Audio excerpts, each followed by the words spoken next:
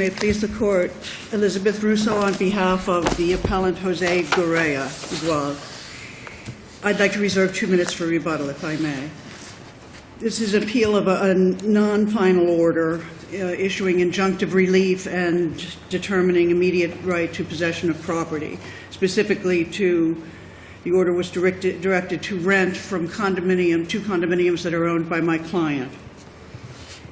The issue was narrowed on appeal by this court in an order issued on February 15th for us to focus the arguments on the order that we actually appealed, which was entered on December 1st. And the reason for that order being issued was because there was a prior order issued on November 3rd that also had to do with the rents. From which you did not appeal. I'm sorry, Your Honor? From which you did not appeal. Right. And so I just wanted to go over quickly what the November 3rd... The very narrow issue seems to be a non-issue. What difference does it make? Narrow issue is whether the money first goes to your client and then into the registry, or whether I'm at a loss. The question is, what difference does it make? And the reason for asking is that either way, it's got to go to the registry, correct? Well, the original order, the November 3rd order that was not appealed, had only one directive issued to my client, which was to deposit, to disgorge, it said, the prior rent for September into the registry of the court. The rest of that November 3rd order was directed to the tenants, who were not parties, and had not, I mean, you know, that had nothing to do with what my client was told to do. So if he didn't appeal that and can't get the rent for for September, that's one thing. But the December 1st order now was directed to my client as to the rent for October and November and December, and told him to place that in the registry of the court.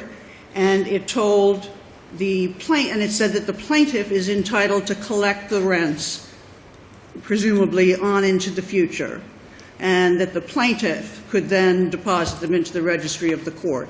So for all the rents from October, November, and on into the future, that's what our appeal is directed towards. But what difference does it make? It has to go into the registry of the court. And presumably the court will at some time determine who gets what is in the registry. Okay, well, that's what we're complaining about as error, because there was no legal basis for an order telling my client to do anything with his money, because the trial judge used as his basis for the order fact findings that he made that directly contradicted the jury's fact findings. But the order of restriction says that he abused the discretion by providing that it goes one way into the registry of the court or the other way in the registry of the court. Isn't that correct? That's all you can argue, and that doesn't make any difference. Well, I'm looking at the two orders that were before. I'm looking at the February order of this court. What does it say? It says that the issue shall be limited to whether the trial court abused its discretion by ordering the appellant to submit his future rent payments to the appellee, who must then deposit the collected rents into the court registry, as opposed to the appellant depositing the rent payment. All right? So no matter how narrow you make it, I'm still going to say that the order is wrong, because my client has been directed to give money that belongs to him to the plaintiff. So what? Now, if the plaintiff doesn't deposit it into the registry of the court, what good does a contempt order or something do my client? My client's money has been given to someone who's not entitled to have it.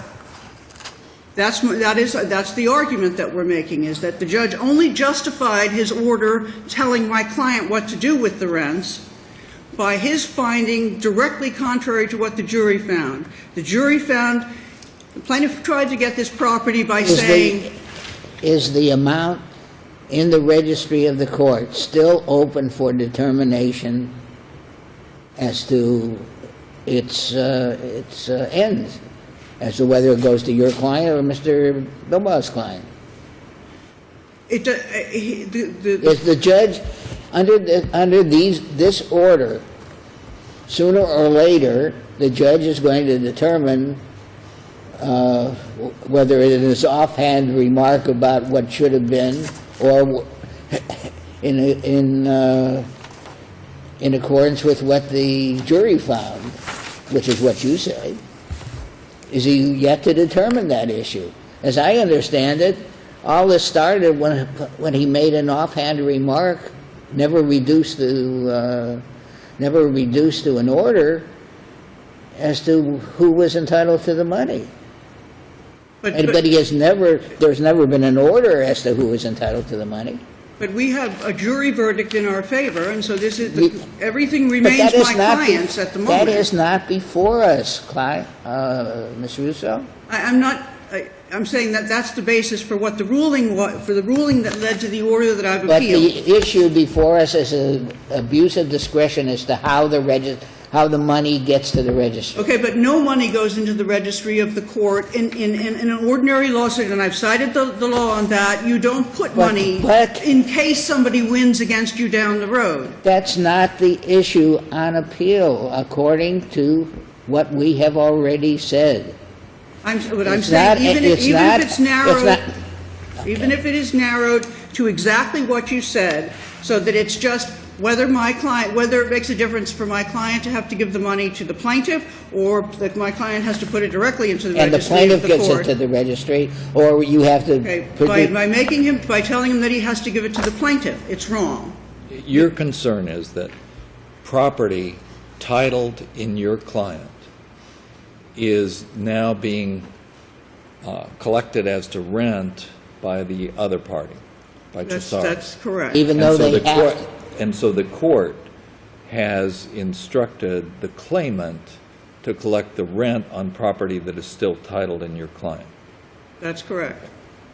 But title is still in contention. There has been no trial.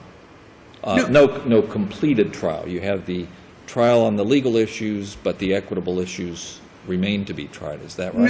No. The hearing on that was held on September 30th, and the been no judge made ruling. his findings and said, enter a final judgment. Give me a final judgment. You don't need a trial, but you do need a judgment. You do need an order. And there's never been an order as to whether the jury trial or the judge's top-of-the-head indication are going to prevail. Well, but the only way that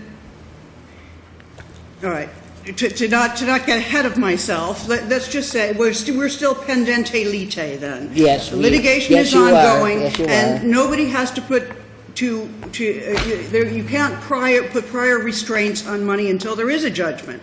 So he could have appointed a receiver, for example, because title is in contention. There are disputes about whether it was a completed gift or wasn't. The trial court could have appointed a receiver to control that rent. No, right? it's been fine. The fact issue that would allow for imposition of a constructive trust is exactly the same as the fact issue that has already been determined by the jury. But you haven't... Not that judge, not any judge. That is not before... It is before, because that's the basis for his ruling. Well, you keep saying it, but it isn't. That is the reason that because you can't... We've cited the cases Your position is that it shouldn't go to the registry of the court at all. It should go to you.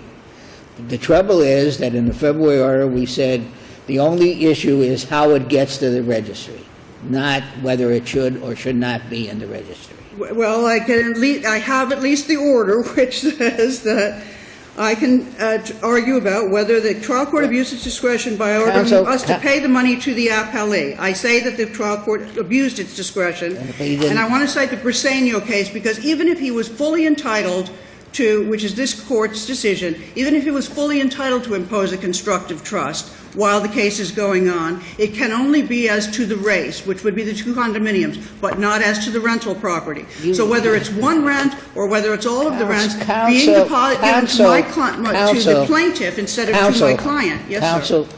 You know, when a judge speaks and the counsel speaks simultaneously, I'm sorry. what happens? I apologize, Your Honor.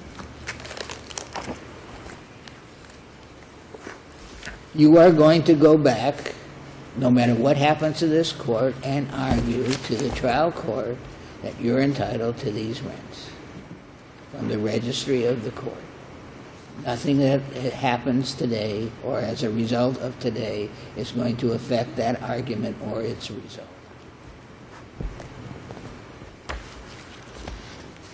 We'll give you some time for rebuttal. Thank you. Let's hear from the other side.